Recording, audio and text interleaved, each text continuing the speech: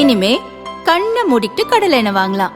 ஏன்னா மந்த்ரா கடலை எண்ணெய் இதயத்தின் தயாரிப்பு. வறுக்க பொரிக்க ஏன் எல்லா சமையலுக்கும் மந்த்ரா தான். மந்த்ரா கடலை எண்ணெய், அபார ருசி, ஆரோக்கியமான உடல் நலம்.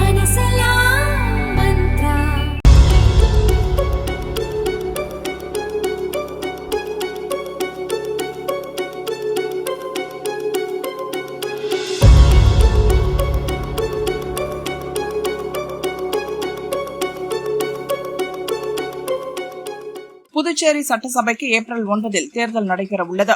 வேட்புமனு தாக்கல் செய்ய நாளை கடைசி நாள். என்டிஏ கூட்டணி திமுக கூட்டணி தவிர்த்து தாவேகா தனியாக போட்டியிடுகிறது. என்டிஏ கூட்டணியில் தொகுதி பங்கீடு முடிந்துவிட்டது. மொத்தமுள்ள 30 சட்டசபை தொகுதிகளில் 15 என்ஆர் காங்கிரஸ், 10 பாரதிய ஜனதா, அதிமுக, லஜக தலா 2 தொகுதிகளில் போட்டியிடுகிறது. திமுக கூட்டணியில் தொகுதி பங்கீடு பேச்சு உச்சகட்டத்தில் உள்ளது.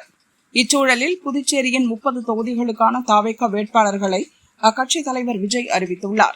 மாற்றுக் கட்சியிலிருந்து வந்த 4 முன்னாள் எம்எல்ஏக்கள் மற்றும் ஒரு முன்னாள் அமைச்சர் சுயேட்சை எம்எல்ஏவுக்கு சீட் வழங்கப்பட்டுள்ளது. கடந்த தேர்தலில் ஊசுடு தொகுதியில் பாரதிய ஜனதா சார்பில் வெற்றி பெற்ற சாய் சரவணகுமார் புதுச்சேரி கூட்டணி அரசில் அமைச்சராக இருந்தார்.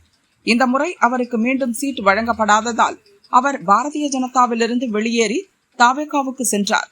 அவர் தாவேகாவின் திருபுவனை தனி தொகுதி வேட்பாளராக அறிவிக்கப்பட்டிருக்கிறார். இதேபோல் புதுச்சேரி பாரதிய ஜனதாவின் முன்னாள் தலைவராக இருந்த சாமிநாதன் லாஸ்பேட்டை வேட்பாளராக நிற்கிறார்.